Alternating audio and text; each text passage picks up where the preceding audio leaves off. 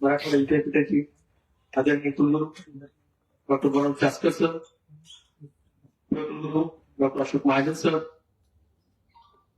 आपल्याला खास मार्गदर्शन करण्यासाठी कोल्हापुरात सकाळीच इथं पोहोचलेले सकाळचे ज्येष्ठ संपादक विचारवंत डॉक्टर श्रीराम पवार सर, मुंबई येथील लोकशाही news चॅनलचे managing editor Shri Vishal Patil sir, Mumbai येथीलच news 18 मराठीच्या सहसंपादिका आणि आपल्याच भागातल्या श्रीमती फाना खान मॅडम, लोकमतचे संपादक संभाजीनगर येथील श्रीनंद किशोर पाटील सर, मॅक्सिममच्या संचालिका भिंगे मॅडम जे आहेत खाली आहेत, एक 5 मिनिट पोहोचतील. भिंगे मॅडम सर, माझ्यासोबत असलेले आयपीएससी संचालक श्रीनाथ रेड्डी सर, आयएलएमचे संचालक श्री स्वागत सर, मीडियाचे संचालक Pathak sir, doctor Golakar sir, T A Kadam sir व माध्यम क्षेत्रातील सर्व मान्यवर प्रतिनिधी, प्राध्यापक पुरंदर, संशोधक, विद्यार्थी मित्र आणि उपस्थित सज्जन हो, आपणा सर्वांना माझा सस्नेह नमस्कार. स्वामी रामानंद तीर्थ मराठवाडा विद्यापीठ ही केवळ एक शैक्षणिक संस्था नाही, तर ज्ञान, संशोधन आणि समाज परिवर्तनाची चळवळ आहे. दिनांक 17 सप्टेंबर 1994 रोजी या विद्यापीठाची स्थापना झालेली आहे. आज नांदेड, परभणी, लातूर आणि हिंगोली या 4 जिल्ह्यामध्ये ज्ञानाचा प्रकाश पोहोचत आहे. 2.96 CGPA सह B++ ही श्रेणी केवळ ग्रेड नाही, तर गुणवत्तेची शिक्कामोर्तब झालेली ओळख आहे. माननीय कुलगुरू सर डॉक्टर मनोज शास्कर सर यांच्या दूरदर्शी नेतृत्वातून आयोजित या कार्यशाळेचा उद्देश अत्यंत महत्वपूर्ण आहे.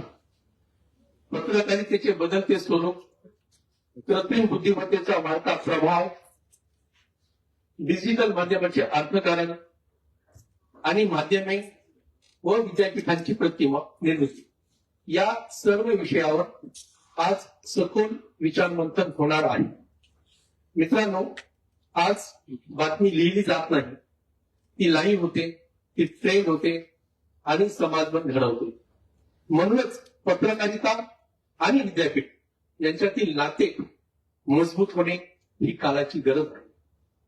माध्यमांनी विद्यापीठातील उपक्रम, संशोधन, विद्यार्थ्यांचे यश समाजापर्यंत पोहोचवणे आणि विद्यापीठ व समाज याच्यातील दुवा मजबूत केला, याबद्दल मी आपणा सर्वांचे मनपूर्वक आभार मानतो.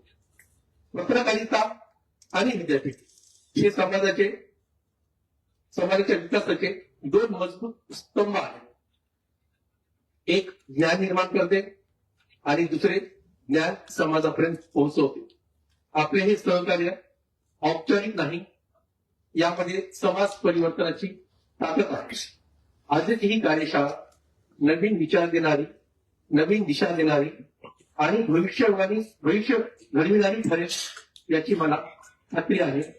याच विश्वासाने आपल्या सर्वांचे मनपूर्वक स्वागत करतो आणि माझ्या प्रस्ताविकेचा इथे समारोप करतो. धन्यवाद.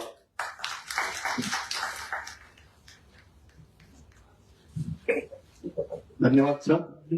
या कार्यशाळेसाठी आपण यांना आमंत्रित केले त्या मॅक्स वुमेनच्या संचालिका प्रियदर्शनी हिंगे ह्या उपस्थित झालेल्या आहेत. त्यांचं स्वागत करण्याची विनंती मी सन्माननीय कुलगुरू यांना करतो की त्यांनी मॅक्स वुमेनच्या संचालिका प्रियदर्शनी हिंगे यांचं विद्यापीठाच्या वतीनं शॉल, सन्मान चिन्ह आणि बुके देऊन स्वागत करावं.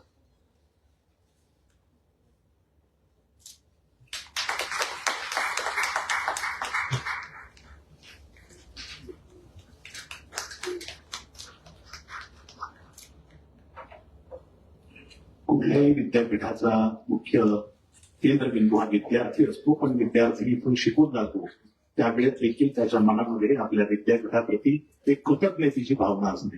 तसेच एक आमच्या विद्यापीठाची माजी विद्यार्थी रसायनशास्त्र संकुलाचे संतोष गिरी सर हे इथे उपस्थित आहेत आणि त्यांनी काही दिवसापूर्वी विद्यापीठाला 5 लाखाचा निधी दिलेला आहे. तर त्यांचं स्वागत आपण करूया. मी सन्मानित करतो महोदयांना विनंती करतो की आपल्या विद्यापीठाचे माजी विद्यार्थी आणि रसायनशास्त्र संकुलाच्या संचालिका डॉक्टर संगीता माकोने मॅडम यांनाही विनंती करतो की त्यांनीही यावं आणि संतोष गिरी सर यांचा सन्मान.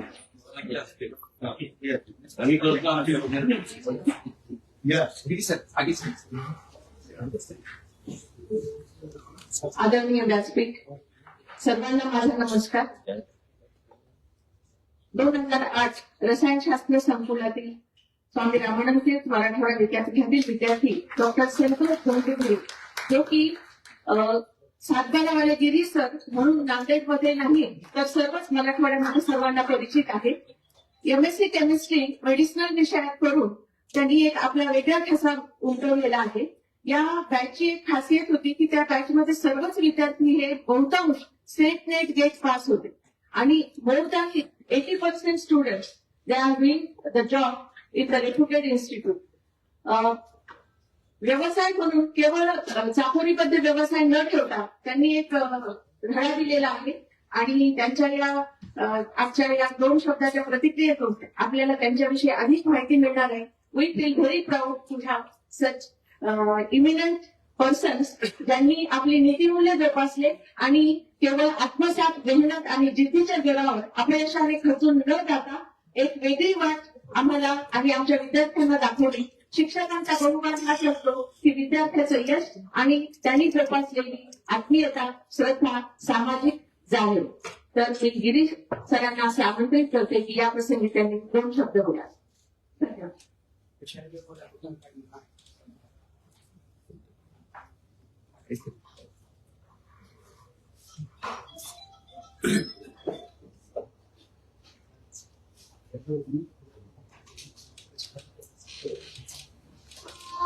असं म्हणतात की रजाच्या उभं आहे माझ्यासारख्या माणसाने काय बोलावं, कारण त्यांनी शिकवलं बोलतात काय कसं त्या शिक्षकांसमोर आणि विशेष करून सगळे पत्रकार बंधू आहेत जिथे त्यांची भाषाच त्यांचं प्रमुख अस्त्र असते आणि या मंचावर माझ्यासारख्या माणसाला बोलणं म्हणजे नक्कीच पहिले माफी मागावं लागणार आहे मला की काही चूक भूल झाली असेल तरी.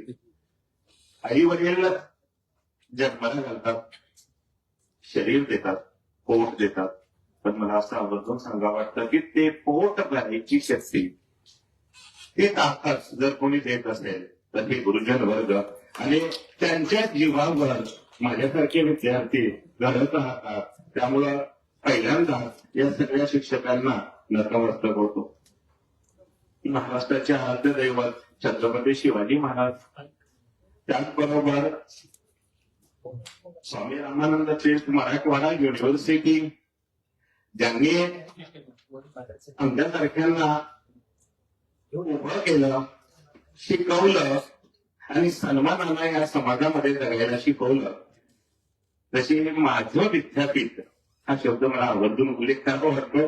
ते माझं विद्यापीठ आणि ज्यावेळेस माझं संकुल स्कूल ऑफ केमिकल सायन्स येथे मी 2006 साली एंट्री केली. 2006 ते 2008 माझं पासआउट 2008 आहे.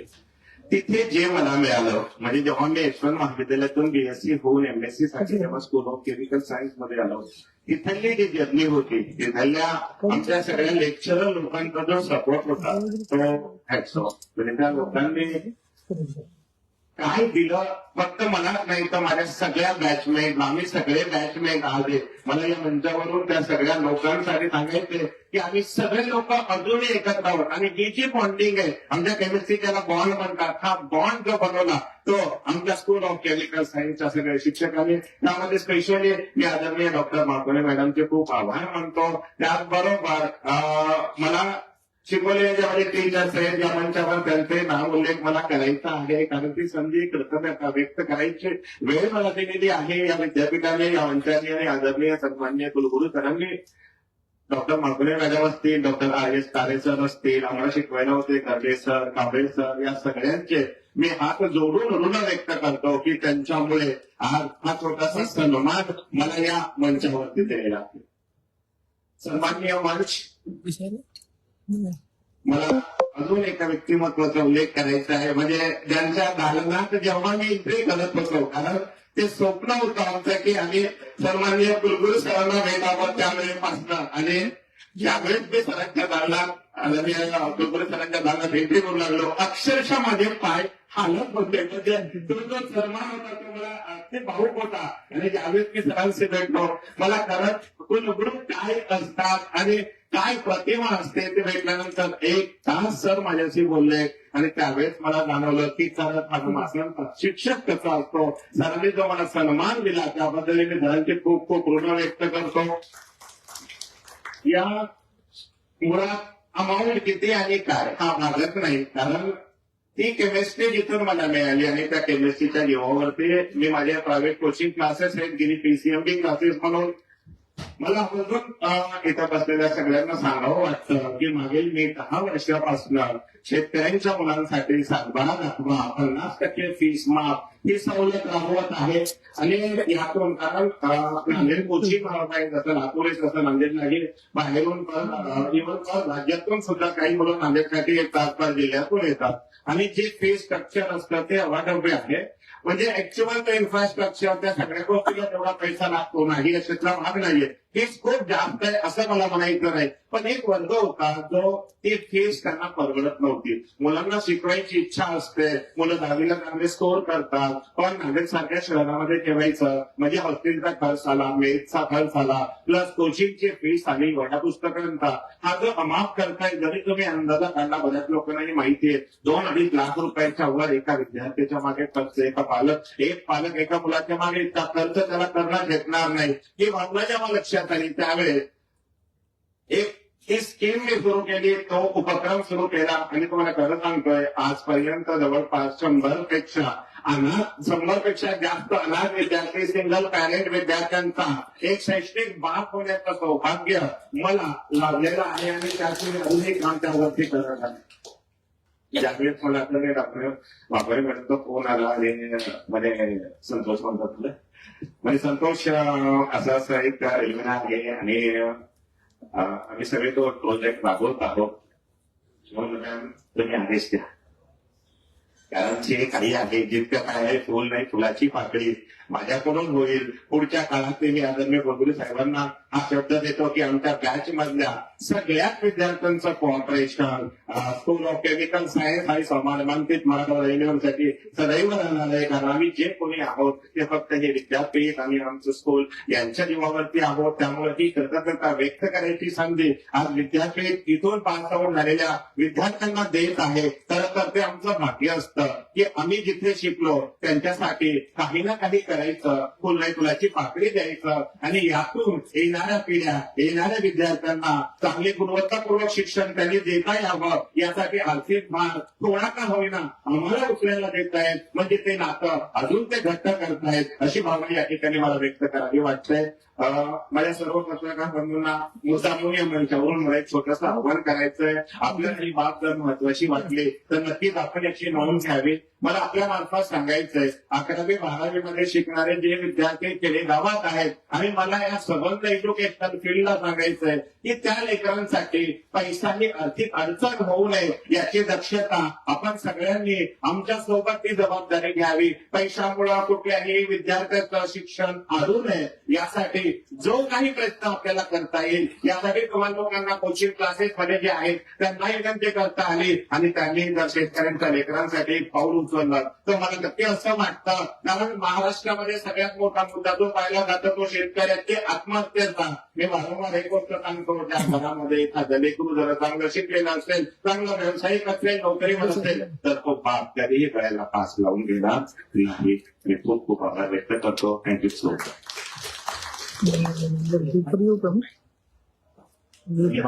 या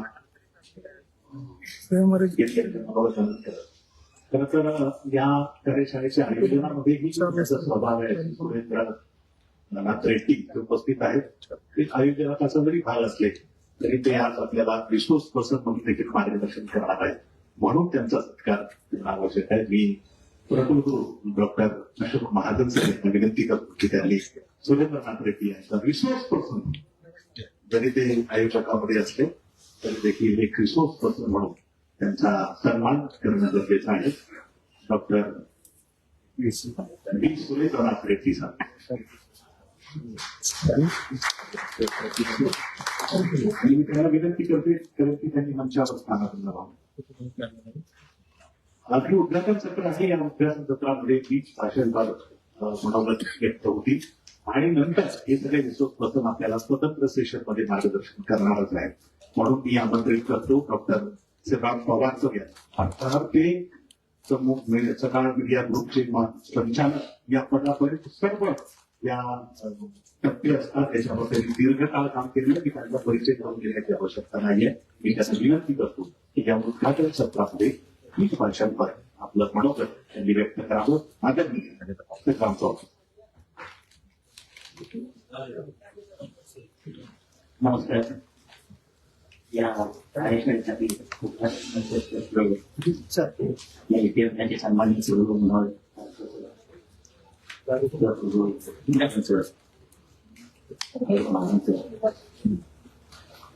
या कार्यशाळेचं ज्यांनी आयोजन केलं ते अरुण सर. या कार्यशाळेत जे सगळे बोलणारे लोक आहेत आपल्या व्यवसायातले आणि आपल्या कार्यचा बऱ्याच काळ पुन्हा वेळ नाही आपण इथेच असेल त्यासाठी सुद्धा नमावेशन धन्यवाद. विशेष म्हणजे किशोर पाटील, विशाल पाटील, आणि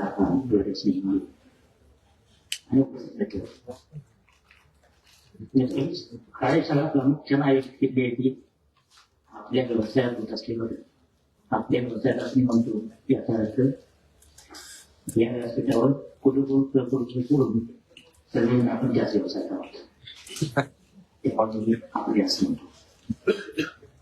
काय व्यवसाय बदलतो यात नवं काही नाही. म्हणजे मी ज्या काळात सुरुवात केली तेव्हा लाईनोटाईप मोनोटाईप बहुतेक कुणाला आठवत नसेल किंवा बघितलं नसेल आपल्या बिर्याणीने असा तो काळ होता. ते टाईप करायचं, शिकायचे टाईप तयार व्हायचे, ते कंपोज व्हायचे. इथं पासून ते आता आपण सहजपणे काही पब्लिश करू शकतो.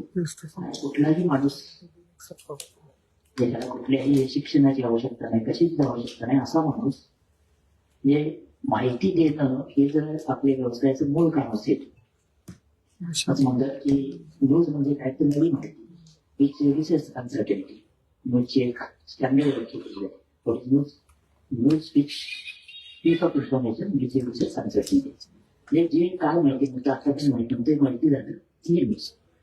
तर ही न्यूज देण्याची जी जबाबदारी काही वर्षापूर्वीपर्यंत फक्त प्रशिक्षित पत्रकारांची होती, टेकलेलंच होते. ती आता सामान्य माणसाच्या हातात गेली आणि त्या अर्थानं ज्याच्या हातात स्मार्टफोन आहे, ज्या फोनमध्ये इंटरनेटचे कनेक्शन आहे आणि असा ब्युटी कपडा मकांसोबत टाटा नावाची नवी गरज आपली तयार झाली आहे. तो टाटा देशाला आहे. आपण जगाचे असा देश आहोत की जो व्यक्ती 36 GB डाटा वापरतो. हा जगामधला सर्वाधिक डाटा वापरण्यापैकी नाही. त्याचा कारण खूप स्वस्त डाटा आहे आपल्याला. आपण कशासाठी वापरतो वेगवेगळ्या कारणासाठी आपल्यासाठी म्हणजे आपल्या कम्युनिटीसाठी महत्वाचा मुद्दा घ्यायचा तर या डाटामधला जास्तीत जास्त वापर आपल्यासाठी व्हायला पाहिजे. मी दिलेल्या बातमीसाठी, मी दिलेल्या लेखासाठी, मी तयार केलेल्या व्हिडिओसाठी, मी केलेल्या विश्लेषणासाठी यासाठी लोक त्या डेटाचा जास्तीत जास्त म्हणजे नेटफ्लिक्सचा वापर करण्यापेक्षा आपल्यासाठी तो वापर करावा आणि तो करणं म्हणजे पत्रकारितेची बदलती आव्हान समजून घेणं, त्या दिशेनं काम करणं. त्याचं कारण असं की या डेटाचा वापर कशासाठी करावा यासाठी आपल्या कॉम्पिटिशनला खूप मोठे मोठे लोक आहेत. गुगल पासून, फेसबुक पासून, नेटफ्लिक्स पासून सगळे आहेत. नेटफ्लिक्सचा मालक असं म्हणतो की माझी स्पर्धा अन्य कोणाशी नाही, माझी स्पर्धा माणसाच्या दोन्हीशी आहे. ते माणूस झोपला नाही तर माझा धंदा जास्त चालेल. आता या प्रकारच्या गोष्टीकडे जग निघालं नाही. त्याचं कारण तंत्रज्ञान आहे जे 15 वर्षापर्यंत आपल्या स्वप्नातही नव्हतं. अशा प्रकारच्या गोष्टी घडायला लागल्या. म्हणजे लेडी गायनाचं निधन झालं आणि ते निधन झाल्यानंतर अपघाती मृत्यू झाला की त्या काळातली जगाची खूप मोठी घटना होती आणि तिच्या पुण्याचा एक फोटो मिळावा यासाठी आम्ही 4 तास इंटरनेट समोर बसून कंडिशन मध्ये फिरायचं आणि मग फोटो आला की फुटायचा आणि असं एक फोटो मिळवणं हे त्या काळातल्या सगळे पद्धत मिळवण्यासारखं होतं. कारण त्याचा फोटो छापणं हे त्या वेळच्या वर्तमानपत्रासाठी खूप असं प्रतिष्ठेचं लक्षण होतं. तिथपासून आज व्यासपीठाला असले सगळे पत्रकार आपल्या सरकारना सांगतात की कार्यक्रम होत असताना तो अपडेट का दिले नाही, कधी द्यायलाच पाहिजे. इथपर्यंत दुनिया बदलली. अपडेट द्यायचे म्हणजे काय काय करायचं त्यांना ट्विटरवर अपडेट द्यायला पाहिजे, त्यांना फेसबुकवर पोस्ट करायला पाहिजे, त्यांना जमला तर लाईव्ह करायला पाहिजे, आणि पुन्हा त्यांना त्याचा रिपोर्ट काढले केला पाहिजे पोर्टलसाठी, वर्तमानपत्र असेल तर दुसरे वर्तमानपत्र. आणि हे सगळं पुन्हा प्रत्येक प्लॅटफॉर्मवर स्वतंत्रपणे असलं पाहिजे. त्या प्लॅटफॉर्मची निगडीत स्टाईलमध्ये, भाषेमध्ये आणि ते लोकांना अभ्यास होते. त्यासाठी दबाव किती वाढलाय की जो 15-20 वर्षापूर्वी नव्हता त्या तुलनेत कित्येक पटीचा दबाव वाढलाय. आणि हा जो सगळा बदल आहे तो बदल आपल्याला पोहोचायचा आहे. तंत्रज्ञानातला बदल म्हणजे मुळात वर्तमानपत्राचा व्यवसाय हा तंत्रज्ञानामुळे सुरू झाला. कटेंद्र नावाच्या माणसानं टाईपचा शोध लावला आणि आपल्या व्यवसायाला एक मूलभूत असं खाद्य मिळालं, एक मूलभूत असा घटक तयार झाला. तेव्हा तंत्रज्ञान आणि माध्यम, वर्तमानपत्र माध्यम, न्यू मीडिया ज्याला म्हणतो, डिजिटल माध्यम, हे सगळं सतत घटक आहे, तंत्रज्ञानाशी जोडलेलं आहे. त्यामुळे तंत्रज्ञान बदललं म्हणून काहीतरी आम्हाला कसं असायला मोठा नाही, ते बदलणार आहे, आणखी बदलणार आहे, पुन्हा पुन्हा बदलणार आहे. आपल्या आयुष्यामध्ये तंत्रज्ञान बदलायचे 5, 6, 7 लाटा येऊन जातील. मुद्दा असा आहे की हे तंत्रज्ञान बदललं तर त्याच्यावर स्वारस्य म्हणजे काय करायचं, ते त्या तंत्रज्ञानाशी जोडलेली स्किल शिकायची. आणि ती स्किल शिकणं हे सतत लर्निंग करायचं. एका बाजूला स्किल शिकणार, दुसऱ्या बाजूला जगाच्या पाठीवर जे अर्थरचनेमध्ये, जे भूराजकीय रचनेमध्ये बदल होत आहेत त्याचे कळत नकळत परिणाम आपल्या जगण्यावर होतात, आपल्या समाजावर होतात, आपल्या सगळ्या भोवताला होतात. या दोन्ही गोष्टी एकाच वेळेला आपल्याला समजायला पाहिजेत, आखायला पाहिजेत आणि त्याच्यावर स्वार करायला पाहिजे. मी अनेकदा पत्रकारांच्या अशा प्रकारच्या कार्यशाळांमध्ये किंवा बैठकांमध्ये सांगतो की स्किल शिकणं सोपं आहे. म्हणजे मी किंवा नंदकिशोर पाटील हे असते की जेव्हा आमच्यासारखे लोक या व्यवसायामध्ये आले तेव्हा टायपिंग करणं काही बंधनकारक नव्हतं. किंवा आम्ही अभिमानात म्हणायचं मी हाताने लिहितो, टायपिंग करण्याचं काम दुसऱ्याच आहे असं म्हणायचं एक काम होता. तो काय गेला आता टायपिंग येत नाही, त्याला नोटीस नाही अशा प्रकारचा म्हणजे ती स्किल आहे, ती स्किल आपण शिकतो. अशी स्किल नव्या काळामध्ये आर्टिफिशियल इंटेलिजन्सची नवीन टूल आहे, ChatGPT पासून अनेक टूल आहे, त्याच्यावर पुढच्या दिवसभरात सगळे लोक आपल्याला मार्गदर्शन करतील. तर हे सगळं शिकणं हा एक भाग आहे, त्याचा भाऊ करायचं काहीच कारण नाही. पण स्किल शिकणं आणि पत्रकाराची मूलभूत तत्व अंगीकारणं ह्या दोन वेगळ्या गोष्टी आहेत. स्किल शिकता येतात, ज्ञान मिळवण्यासाठी स्वतंत्रपणे प्रयत्न करावा हे आम्ही मानवावर लागतं. आणि पत्रकारितेची किंवा माध्यमांची जी मूलभूत मूल्य व्यवस्था आहे ती ज्याला आवाज नाही त्याचा आवाज बनण्याची आहे. आणि असं ज्याला आवाज नाही त्याला आवाज बनण्याची क्षमता आणि धाडस आपल्याकडे आहे का, तेच असेल तर स्किल शिकमध्ये अवघड नाही. त्यासाठी वाटेल तेवढे प्लॅटफॉर्म सुद्धा आहेत. त्यासाठी कोणी तुम्हाला व्यासपीठावर शिकवायची पण गरज नाही. इतकी मॉडेल डिजिटल स्पेसमध्ये उपलब्ध आहेत. कॅमेरा कसा लावावा, टेलिकॉम्प्युटर कसा वापरावा, तुम्ही म्हणायचं की तुमच्या समोर उपलब्ध आहे कशा प्रकारची अवस्था आहे. सगळ्याच प्रकारच्या शिक्षणात अशी अवस्था झाली. त्यामुळे स्किल शिकणं हे काही खूप अवघड नाहीये. प्रश्न आहे की मूल्य व्यवस्था आणि स्किल या दोघांच्या कॉम्बिनेशन म्हणून आपल्याला जे नवं बिझनेस मॉडेल घ्यायला लागलं की ज्या पूर्वीचा बिझनेस म्हणजे आजच्यापर्यंत आपण करत आलेला बिझनेस आणि इथून दुसऱ्या माध्यमाचा बिझनेस म्हणजे मूलभूत अंतर होते. हे अंतर समजून घेऊन त्याच्याशी सुसंगत कंटेंट तयार करणं शोध करत असताना पुन्हा पत्रकारितेच्या तत्वाची तडजोड न करता करणं हे महत्वाचं. मी फक्त उदाहरण देतो की तत्वाची तडजोड न करता बिझनेसच्या नव्या अवेअरनेस कशा शोधायला थांबतो. सकाळमध्ये मी प्रदीर्घ काळ काम केलं. त्या सकाळचे संस्थापक नानासाहेब कोळीकर ते उत्तम पत्रकार, उत्तम संपादक होते, तसेच उत्तम बिझनेस होते.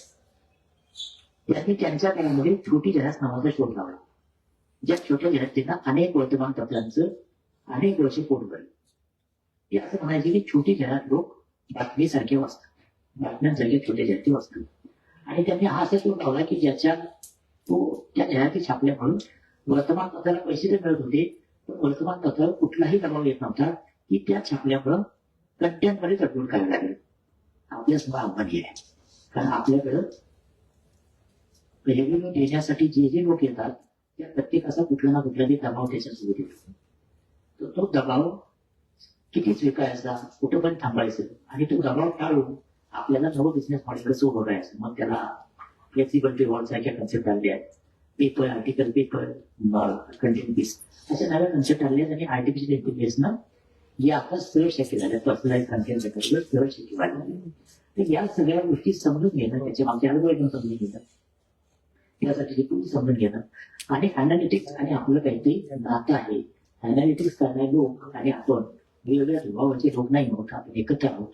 अशा प्रकारची मानसिकता एकदा तयार झाली, हा जो नवा प्रवास आहे तंत्रज्ञानाच्या आधाराचा तो ओपन होऊन जाईल. तिथे खूप अवघड असणार आहे. त्यामुळं या प्रकारच्या कार्यशाळातून असं मार्गदर्शन किंवा अशा प्रकारची खुली चर्चा होणं हे मला वाटतं आवश्यक आहे. कारण बदल इतके प्रचंड आहेत की इतक्या अस्वस्थ काळात आपण वावरतो की बदल नाही असं कुठलंही क्षेत्र नाही. आणि मग भौतालाशी जोडलेलं जर पत्रकारिता असेल तर आपली ती बदल होणारच. तर अशी एक संधी या विद्यापीठानं आपल्या सगळ्यांना उपलब्ध करून दिली. त्यासाठी विद्यापीठाला मनापासून धन्यवाद दिले पाहिजे. मला इथं बोलावलं, मी छोट्या सेशनमध्ये आणखी सगळ्यात या सगळ्याची मांडणी कळेलच. मला इथं बोलवलं, त्यासाठी विद्यापीठाच्या सगळ्या पदाधिकाऱ्यांना धन्यवाद देतो.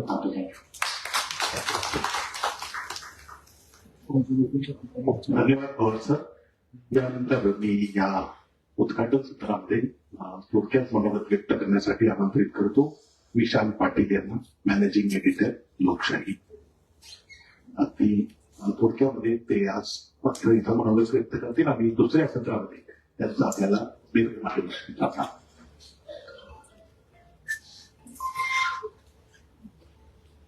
नमस्कार, मी विशाल पाटील.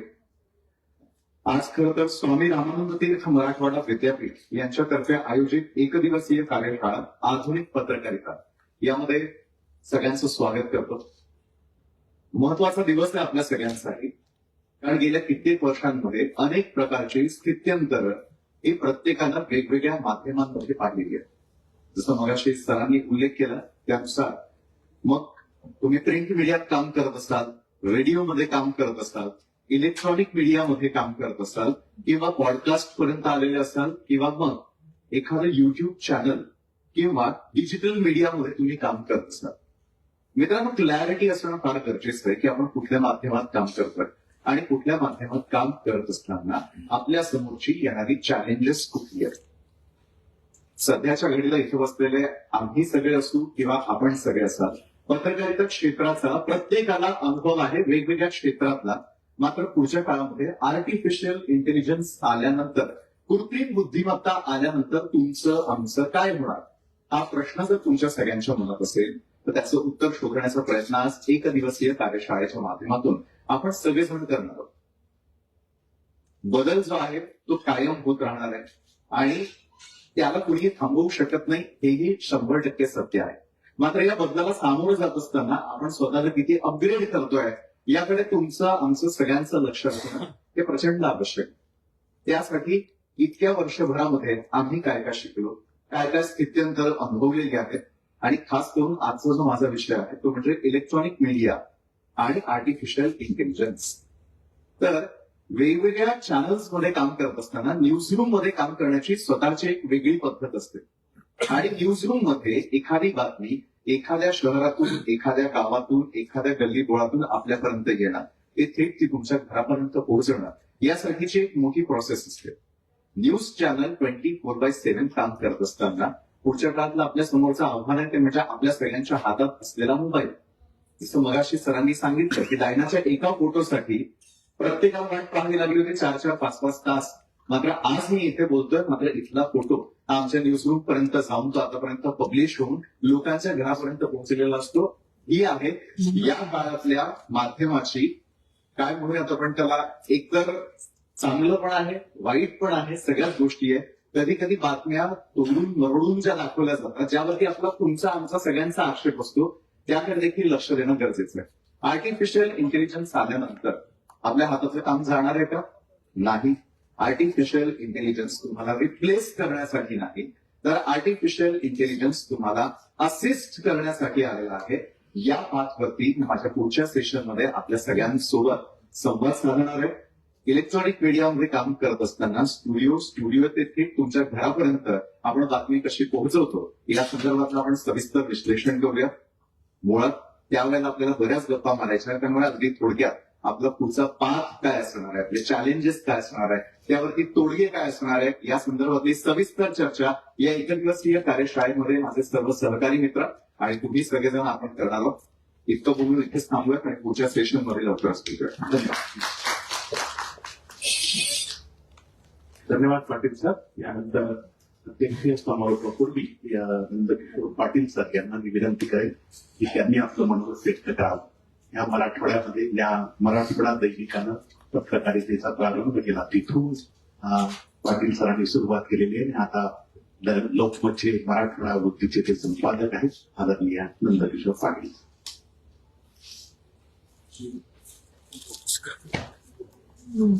सर्वांना नमस्कार. स्वामी रामानंद तीर्थ मराठवाडा विद्यापीठाचे कुलगुरू डॉक्टर मनोहर दासकर, जनसंपर्क अधिकारी डॉक्टर अशोक कदम, व्यासपीठावरील सर्व मान्यवर आणि उपस्थित पत्रकार. व्यासपीठावर जर नजर मारली काय दिसतं आपल्याला? 2 पाटील आहेत, 1 पवार आहेत, 2 महिला आहेत आणि स्वतः कुलगुरूच असणार आहे. पत्रकारिता नवे समाज पण बदललेला आहे. पूर्वी ही नावं अशा ठिकाणी दिसायची नाहीत. म्हणजे चावडीवरचे पाटील स्टुडिओत कधी आले हे कळलंच नाही.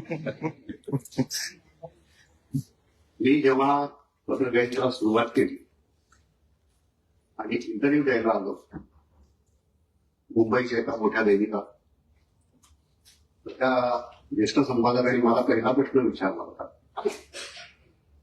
की पाटील आहात ना, शेतीवाडी असेलच, तिकडे कशी काय वाट चुकली तुझी?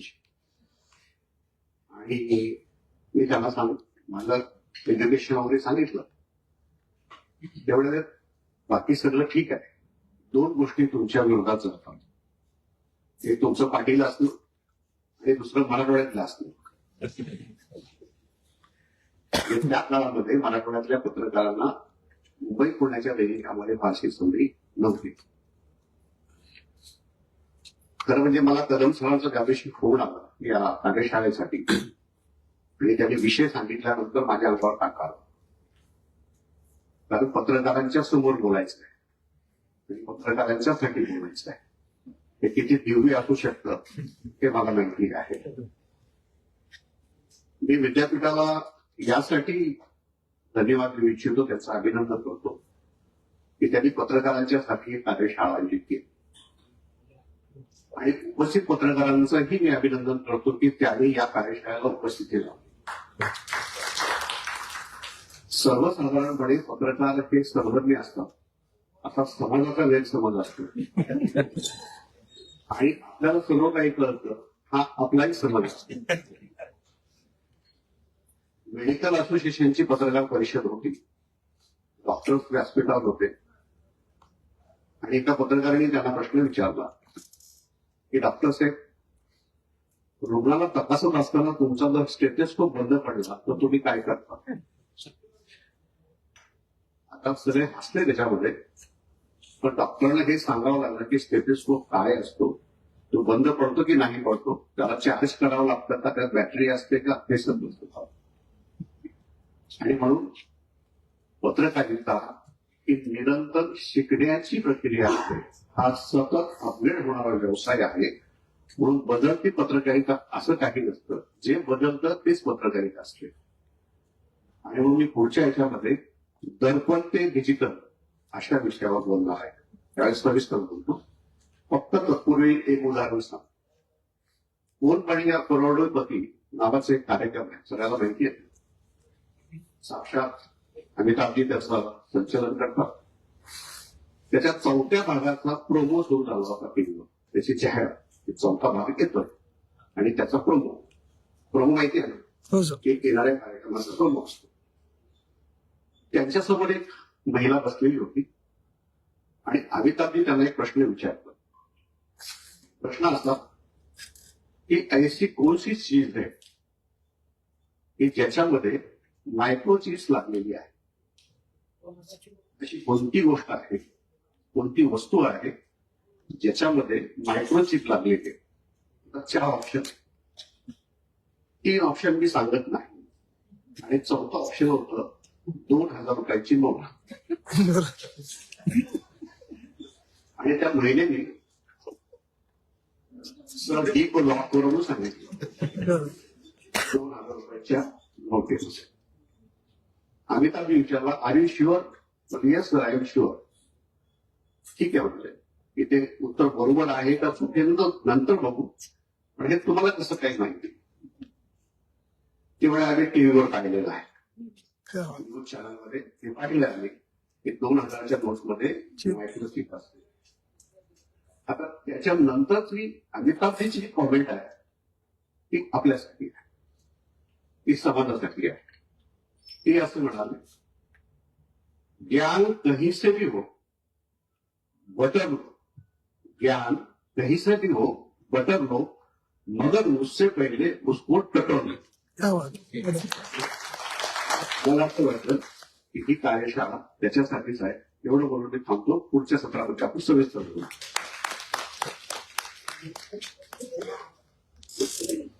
धन्यवाद सर. यानंतर या कार्यशाळेच्या उद्घाटन सत्राचं अतिशय समारोप करण्यासाठी मी आमंत्रित करतो चाचकर सरांना.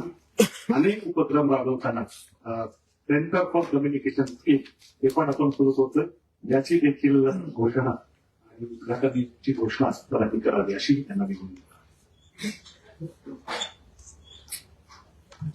मनोगतात सुरुवात करण्या अगोदर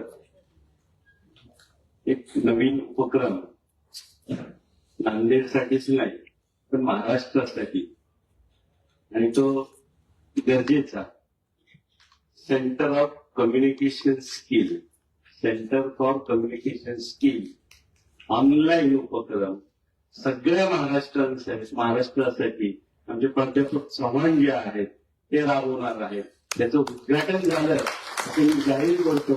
आणि एक बुके चव्हाण सरांना मॅडमच्या हस्ते देऊया, हिंगे मॅडमच्या हस्ते. त्याचं कारण असं आहे, जर बुके दिला आणि सत्कार केला तर चव्हाण सर रोडामध्ये पळतील.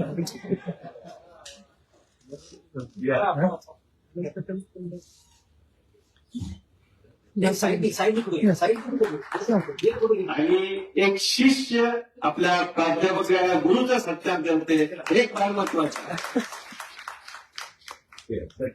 धन्यवाद.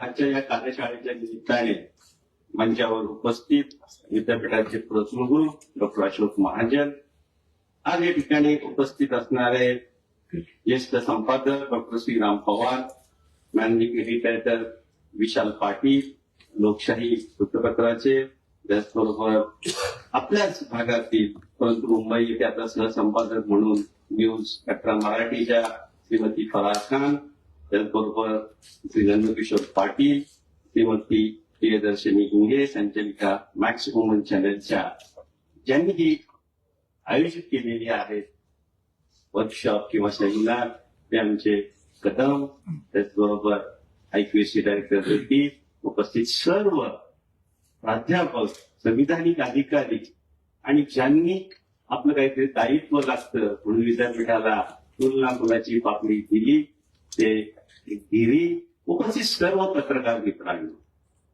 खर तर आजचा कार्यक्रमच हा फार वेगळा आहे. एक 5 ते 6 मिनिटात माझं मनोगत संपवणार आहे, कारण ऑलरेडी आपल्याला सेशनला उशीर झालेला आहे. आज मी या ठिकाणी श्रीराम पवार सरांचं मनोगत ऐकलं, विशाल पाटलांचं ऐकलं आणि दुसऱ्या पाटलांचं ऐकलं. पहा, प्राध्यापकांपेक्षाही किती प्रभुत्व आहे हे मला सांगायचं. मोजकं, नेमकं, भावल असं अशा विचार मांडले. प्रत्येकाने जे मांडलं ते वेगळं मांडलं.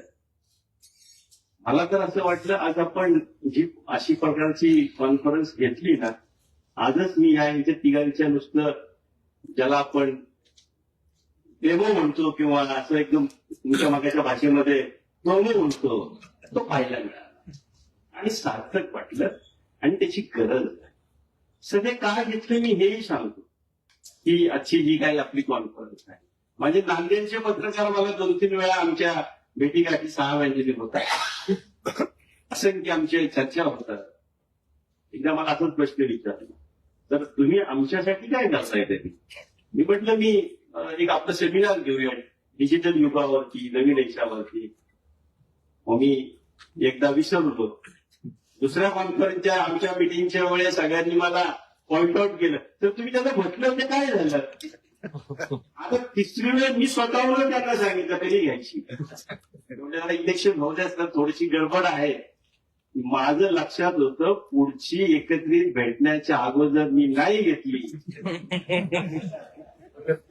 घ्यायला मला आवडलं.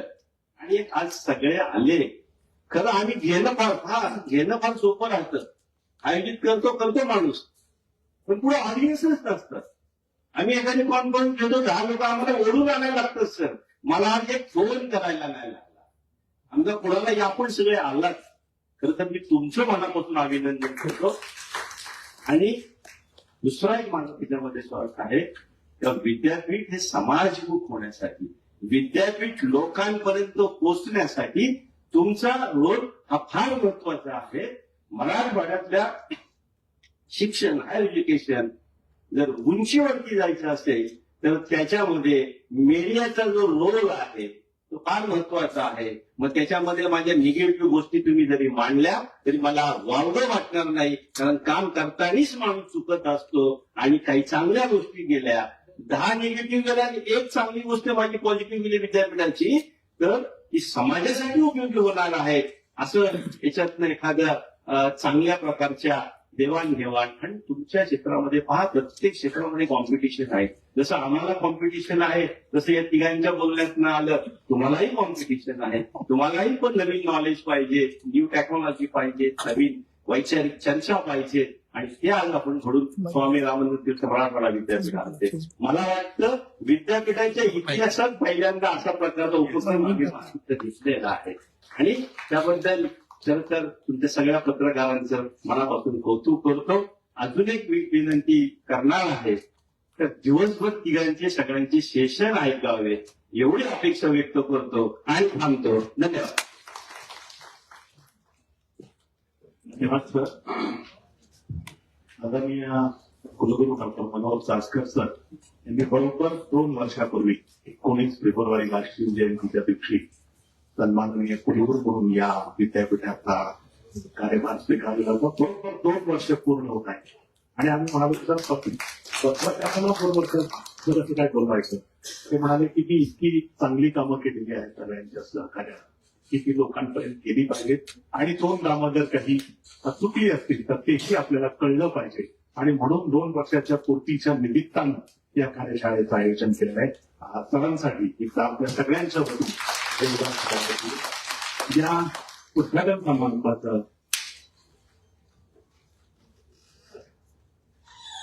सन्माननीय कुलगुरू यांना मी विनंती करतो की या 2 वर्षाच्या पूर्तीनिमित्त ते महत्वाचं आणि माझंच सन्माननीय कुलगुरू यांचा या 2 वर्षाच्या पूर्तीनिमित्त यशस्वी कार्यक्रम आणि पुढे आपल्या विद्यापीठ हे एकाधिक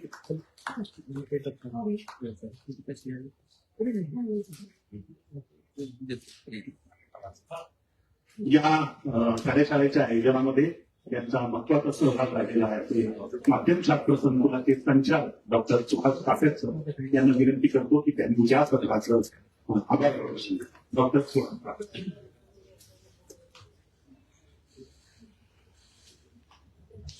आधुनिक पत्रकारिता या विषयावरची 1 दिवसीय कार्यशाळा आज आपण संपन्न करतो आहे.